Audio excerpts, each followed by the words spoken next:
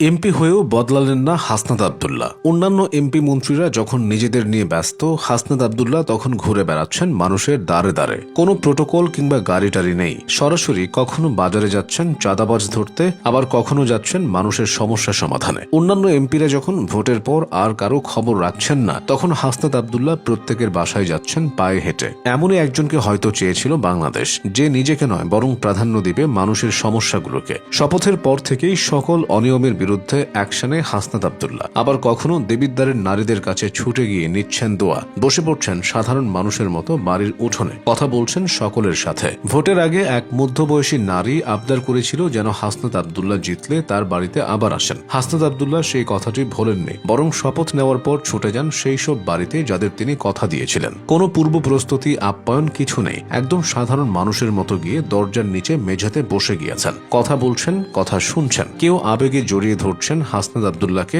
সবাইকে বলছেন যে আমাকে ভোট দিছে তার যতটুকু অধিকার, যে আমাকে ভোট দেয়নি তারও ঠিক ততটুকু অধিকার। আমি শুধু আপনাদের না, সকলের এমপি। আবার শুক্রবারের জুমার নামাজও পড়েছেন গ্রামের চিরচেনা সেই মসজিদে। মসজিদের ভেতরে ভিড় দেখে আঙিনায় অন্যান্য সকলের সাথে নামাজ আদায় করেন তিনি। ছুটে গেছেন ভিন্ন ধর্মাবলম্বী মানুষদের কাছেও। হিন্দুদের কাছে গিয়ে কথা দিয়ে এসেছেন তাদের দায়িত্ব তিনি নিবেন, যাতে কোনো অসুবিধা কিংবা সমস্যার সম্মুখীন তাদের হতে না হয়। আবার কখনো ছুটে যাচ্ছেন নিজ এলাকার ছোট ছোট টং দোকান ও খাবার হোটেলগুলোতে, যেখানে সাধারণত শ্রমজীবী মানুষদের আনাগোনা। সেসব স্থানে গিয়ে কাউকে বুকে জড়িয়ে, কারো সাথে হাত মিলিয়ে বিনয়ের সাথে ধন্যবাদ জানাচ্ছেন হাসনাত। কখনো বা মানুষের অনুরোধে বাসাতেও গিয়ে বসছেন, চা বিস্কিট খেয়ে তুলছেন তৃপ্তির ঢেকুর। রমজানের শুরুতেই নিজ এলাকার ব্যবসায়ী সিন্ডিকেটদের দিয়েছিলেন হুঁশিয়ারি। যখনই খোঁজ পেয়েছেন বাজারে চাঁদাবাজি হচ্ছে, তখনই ছুটে গিয়েছেন একা। সরাসরি গিয়েছেন কারা চাঁদাবাজি করছে সেই তথ্য নিতে এবং হাতে নাতে ধরতে। আবার চাঁদা তুলতে আসায় সাথে সাথে ছুটে এসেছেন বাজারে। সেখানে তাকে না পেয়ে সরাসরি কল দেন।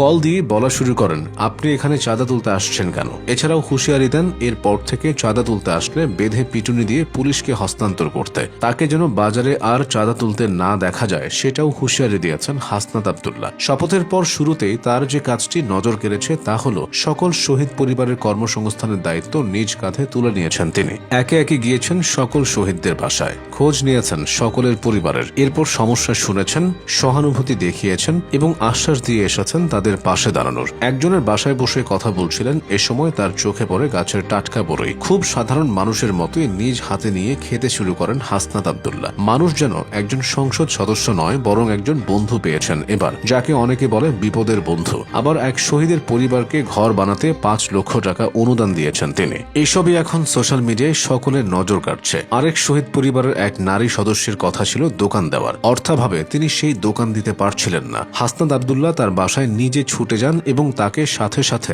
দোকানের কাজ শুরু করার নির্দেশ দেন। আর নিজে 1.5 লক্ষ টাকা বুঝিয়ে দেওয়ার কথাও জানান তিনি। এছাড়াও দেখা যায় নির্বাচিত হওয়ার পর সাধারণ সেলুনে গিয়ে চুল কাটছেন তিনি। এসবে এখন ঘুরে বেড়াচ্ছে সোশ্যাল মিডিয়াতে, যেখানে অন্যান্যদের থেকে হাসনাত আব্দুল্লাহ পুরো ভিন্ন।